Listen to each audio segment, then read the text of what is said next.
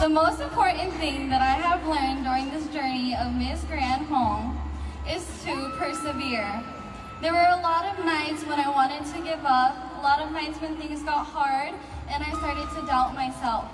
However, my support system, my family, my friends, my trainers were able to encourage me to stand here today to be able to empower those who I speak to. If I were to win the title of Miss Grand 2025, I would want to tell others to persevere their dreams no matter what obstacles that they face, to always push despite the struggles. 说一声